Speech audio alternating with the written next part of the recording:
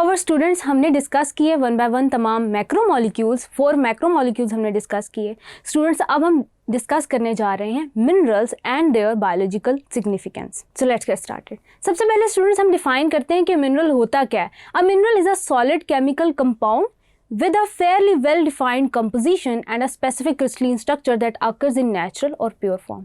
Students, आपके पास minerals widely exist करते हैं, अर्थ क्रस्ट के अंदर भी एग्जिस्ट करते हैं, लेकिन स्टूडेंट्स हम स्पेसिफिकली उन मिनरल्स से कंसर्न है जो आपकी बॉडी में प्रेजेंट होते हैं। आपकी बॉडी में ना सिर्फ वो प्रेजेंट होते हैं, एक खास परसेंटेज रखते हैं विच इज़ 5%। उसके अलावा स्टूडेंट्स ये इंपॉर्टेंट बायोलॉजिकल प्रोसेसेस का भी पार्ट होते हैं।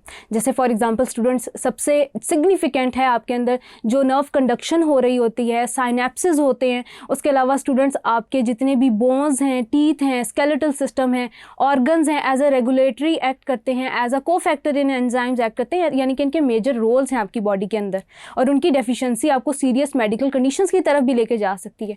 स्टूडेंट्स, जब मैं बात कर रही हूँ आपके पास मिनरल्स की, तो मिनरल्स एक तरह के न्यूट्रिएंट्स भी होते हैं आपकी बॉडी के अंदर।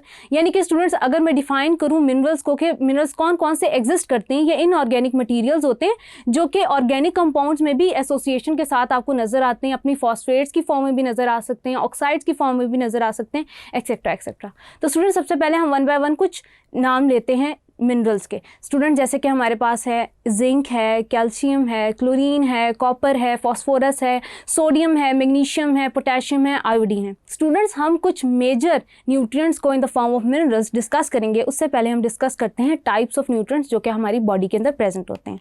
Students, those nutrients which are required in large amount in our body are called as macronutrients, while students वो nutrients जो हमारी बॉडी को कम मिकदार में चाहिए होते हैं, कम अमाउंट में चाहिए होते हैं, उनको हम कहते हैं माइक्रोन्यूट्रिएंट्स। मैक्रोन्यूट्रिएंट्स में अगर हम बात करें तो एग्जांपल है आपके पास कैल्शियम की, फास्फोरस की, मैग्नीशियम की और सल्फर की। अगर हम माइक्रोन्यूट्रिएंट्स की बात करें स्टूडेंट्स जो हमारी बॉडी को कम अमाउंट में चाहिए होते हैं, उसकी एग्जाम्पल है हमारे पास iron, zinc, copper and iodine. आगे चलते हैं स्टूडेंट्स, सोर्सेज और बायोलॉजिकल सिग्निफिकेंस देखते हैं इंपॉर्टेंट मिनरल्स की वन बाय वन। सबसे पहले डिस्कस करते हैं आयरन को। स्टूडेंट्स, आयरन की सोर्स होती है आपके पास रेड मीट, आपके पास जितने भी डेयरी प्रोडक्ट्स हैं, आपके पास जितनी भी एक्वेटिक लाइफ है, यानी कि आपके पास जो फिश या सी फूड होता है, वो आपके पास मेजर सोर्स होता है आयरन का। उसके अलावा स्टूडेंट्स आपके पास जो लीफी वेजिटेबल्स होती हैं उनके अंदर भी रिच सोर्स होते हैं वो आयरन की। स्टूडेंट्स, ये तो हो गई सोर्सेज। उसके बाद हम डिस्कस करते हैं इसकी इंपॉर्टेंस या सिग्निफिकेंस क्या होती है आयरन की। तो स्टूडेंट्स, याद रखिएगा कि iron is the major constituent of the haemoglobin, यानी कि स्टूडेंट्स आपके हीमोग्लोबिन का ये पार्ट होता है, यानी कि आपके रेड सेल्स के अंदर प्रेजेंट होता है। ये पिगमेंट होता है और स्टूडेंट्स कलर इम्पार्ट कर रहा होता है आपके रेड ब्लड सेल्स को।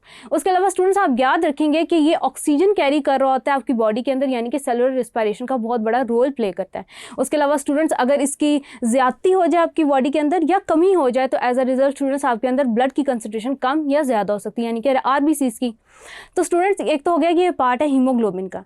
उसके अलावा स्टूडेंट्स याद रखिएगा कि जो आयरन है वो एटीपी की प्रोडक्शन में भी सिग्निफिकेंट रोल प्ले कर रहा होता है आपकी बॉडी के अंदर। उसके अलावा स्टूडेंट्स अगर हम डिस्कस करें कि आपकी बॉडी में से आयरन कैसे एलिमिनेट हो रहा होता है, तो स्टूडेंट्स स्वेटिंग के थ्रू हो रहा होता है। इवेपोरेशन, जो आपकी जनरल बॉडी की इवेपोरेशन होती है, उसके थ्रू आपकी बॉडी में से एलिमिनेट हो रहा होता है। स्टूडेंट्स, उसके अलावा अगर हम कंपेरिजन करें तो 34% फीमेल रनर्स जो होती हैं वो आयरन डेफिशिएंट होती हैं। अगर कंपेयर करें इनको हम मेल रनर्स से तो वो 8% आयरन डेफिशिएंट होते हैं। यानी कि स्टूडेंट्स आयरन इस तरह से आपकी बॉडी के अंदर से एलिमिनेट होता चला जाता है, यानी कि इस तरह से आपको आयरन सप्लीमेंट्स यूज़ करने पड़ते हैं उसका एक लेवल मेंटेन करने के लिए। उसके अलावा स्टूडेंट्स चलते हैं प्रेगनेंसी के अंदर। स्टूडेंट्स, प्रेगनेंसी के अंदर आयरन की एक खास कंसंट्रेशन आपकी बॉडी में होना बहुत ज़रूरी है, क्योंकि प्लेसेंटल डेवलपमेंट के लिए ज़रूरी होता है। स्टूडेंट्स, प्लेसेंटल डेवलपमेंट के लिए जब एक खास कंसंट्रेशन आयरन की अचीव होती है तो आपके जो बेबीज़ बॉर्न होते हैं उनका जो वेट होता है वो नॉर्मल होता है। अगर स्टूडेंट्स उस कंसंट्रेशन से कम कंसंट्रेशन हो तो आपके प्री मेच्योर बर्थ के केसेज आते हैं। उसके अलावा स्टूडेंट्स आपके जो बेबी का जो बॉडी वेट होता है वो नॉर्मल से कम होता है। आगे चलते हैं स्टूडेंट्स, डिस्कस करते हैं मेटाबॉलिक प्रोसेस के। स्टूडेंट्स, याद रखिएगा कि सेलुलर लेवल पे जो ऑक्सीडेशन के रिएक्शंस हो रहे होते हैं आपकी बॉडी के अंदर वो रेगुलेट कर रही होती है आयरन। उसके अलावा स्टूडेंट्स आपके पास जो ऑर्गन्स जिनमें रिच है iron, organs that are rich in iron are liver and spleen. उसके अलावा स्टूडेंट्स आप याद रखेंगे कि आपके पास आयरन तकरीबन हर ऑर्गन का पार्ट होती है, यानी कि प्रेजेंट होती है। फॉर एग्जांपल आपके पास बोन्स हो गई, मेड्यूला हो गई, किडनी हो गई, लिवर्स, इन सब का पार्ट है। स्टूडेंट्स जैसे कि आप देख सकते हैं आपके सामने हीमोग्लोबिन का स्ट्रक्चर है। आप देख सकते हैं कि पोरफायरिन रिंग्स कैसे सपोर्ट कर रही हैं आयरन को अपने सेंटर के अंदर। हीम को फैक्टर के तौर पर एक्ट कर रहा होता है आयरन, यानी कि किस तरह से आपके ब्लड का एक कॉन्स्टिट्यूएंट पार्ट है। यानी कि स्टूडेंट्स जब आप आयरन की बात करेंगे तो आप याद रखेंगे कि आपके ब्लड का कॉन्स्टिट्यूएंट पार्ट है।